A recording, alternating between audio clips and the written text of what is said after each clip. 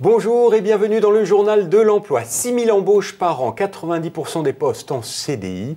Quel est donc ce secteur qui offre d'aussi belles perspectives? Eh bien, c'est celui de la maintenance et de la distribution et location de matériel agricole et d'espaces verts, mais également de matériel de travaux publics et de manutention. Et pour en parler avec nous, Florence Dupont, bonjour. Bonjour. Merci d'être venue sur notre plateau. Vous êtes déléguée générale adjointe du DLR. Alors, le DLR, c'est une partie de ce secteur. En deux mots, c'est une fédération professionnelle. Tout à fait, une fédération qui regroupe les concessionnaires et les loueurs de matériel donc pour le bâtiment, le travaux publics et la manutention. D'accord. Et vous recrutez, c'est un secteur qui a un besoin de bras, mais on disait que le bâtiment se portait mal en 2015-2014. Le bâtiment s'est mal porté, alors nos matériels sont utilisés effectivement pour le bâtiment, qui lui a été relancé, mais également pour les travaux publics qui malheureusement ne bénéficient pas d'autant de largesse. Et puis également tout le secteur de la manutention. Donc là, la manutention, c'est tout ce qui va être chariot élévateur, nacelle, et ça, on en trouve dans tous les secteurs d'activité. Donc, par chance, ça permet d'équilibrer. Qu'est-ce que ça représente en termes d'entreprise, de nombre de salariés, cette Alors, fédération? un petit peu plus de 2000 entreprises et un peu plus de 40 000 salariés. Des entreprises qui vont être de 1 à 5 000 salariés, puisqu'on a deux gros groupes, voilà, ouais. Exactement. Et puis à côté de ces gros groupes, des entreprises à caractère plus familial.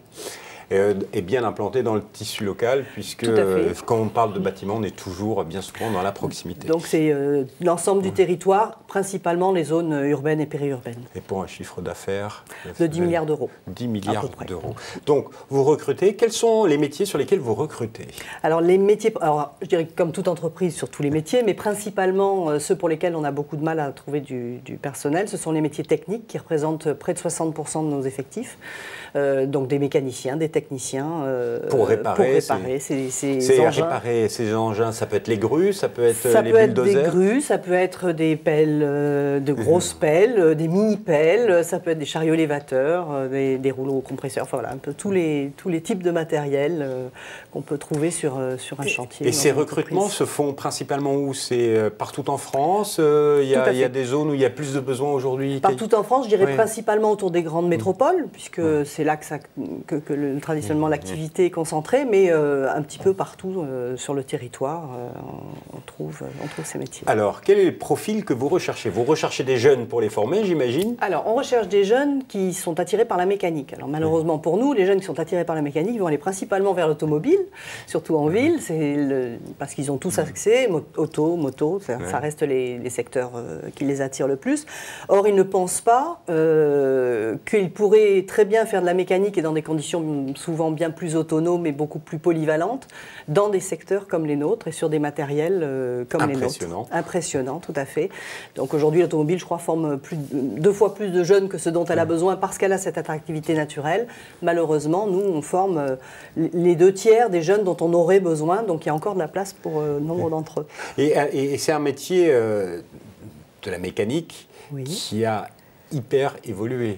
On n'est plus du tout dans les mains dans le cambouis. Quasiment. Alors on est encore un petit peu de temps en temps là, dans les mains dans le cambouis, mais après avoir fait des diagnostics via l'informatique, donc on a une polyvalence de technologies. Il y a de l'hydraulique, il y a de pneumatique, de l'électronique, tout à fait. On a des guidages GPS. Enfin, on a effectivement des matériels de haute technologie et de haute technicité, et ce que n'imagine effectivement pas toujours.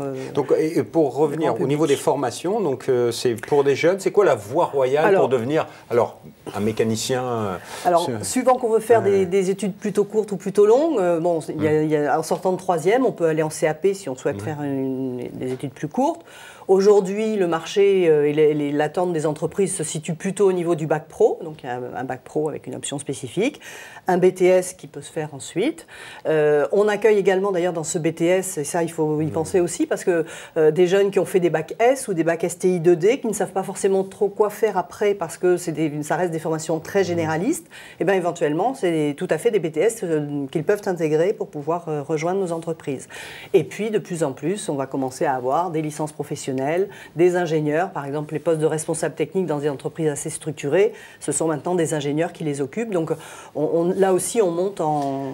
Et c'est un secteur qui traditionnellement fait de l'alternance? C'est un secteur qui fait de l'alternance. Donc toutes ces formations-là peuvent se faire indifféremment, soit sous statut scolaire, ça dépend un petit peu des jeunes, ça dépend aussi des possibilités d'accueil des entreprises, parce que l'alternance c'est bien, mais encore faut-il pouvoir accueillir le jeune dans de bonnes conditions et le former vraiment, puisque c'est une partie de la formation d'être assuré dans l'entreprise.